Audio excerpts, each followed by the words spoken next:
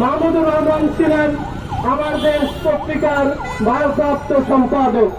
উনি যখন এই আমার দেশ পত্রিকায় বিগত ফ্যাসিবাদী সরকারের বিরুদ্ধে লেখনী শুরু করলেন, ঠিক তখনই ফ্যাসিবাদী সরকার রাষ্ট্রযন্ত্রের মাধ্যমে মাহমুদুর রহমানকে নানা নির্যাতন চালিয়েছে এবং তারই ধারাবাহিকতায় মাহমুদুর রহমানের বিরুদ্ধে অসংখ্য অন্যায়ভাবে সারা দেশে মামলা দায়ের করা হয়েছিল।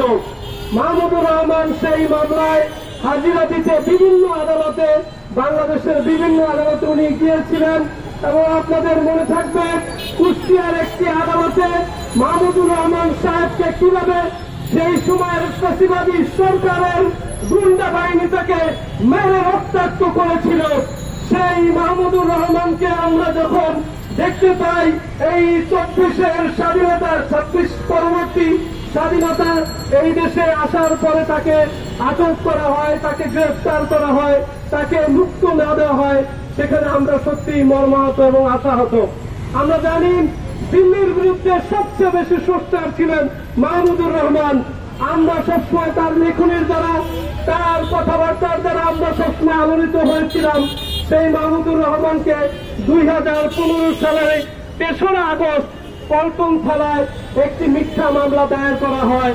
আপনারা জানেন ফজলুর রহমান নামে এক পুলিশ সদস্য, ডিবির এক পুলিশ সদস্য 2015 সালের 3রা আগস্ট পল্টন থানায় একটি মামলা দায়ের করেন।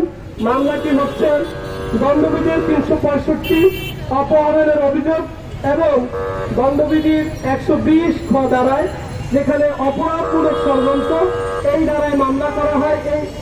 এই বলে যে মাহমুদুর রহমান সাহেব নাকি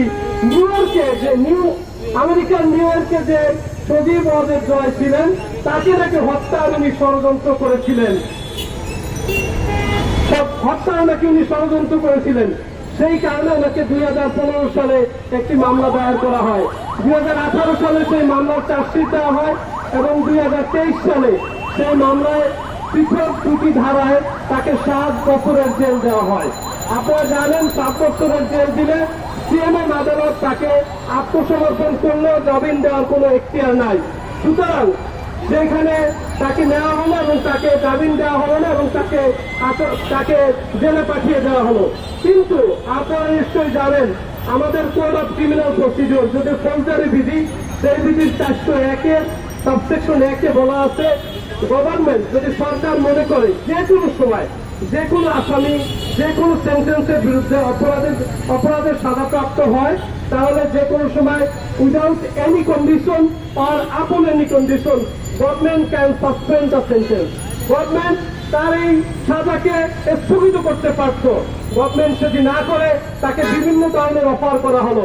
তিনি ছিলেন একজন সাহসী সাংবাদিক, কেন তিনি সেখানে সুযোগ নেবেন? এজন্যই তিনি কোর্টে হাজির হয়েছিলেন এবং যথারীতি তাকে আদালতে জেলে প্রেরণ করা হয়েছে। সুতরাং আমরা মনে করি এটি অন্যায়। কারণ হচ্ছে ওনাকে চাইলেই সরকার কোড অফ ক্রিমিনাল প্রসিডিওরের 401 সাবসেকশন 1-এর মাধ্যমে ওনার সাজা স্থগিত করতে পারত এবং ওনাকে মুক্তি দিতে পারত।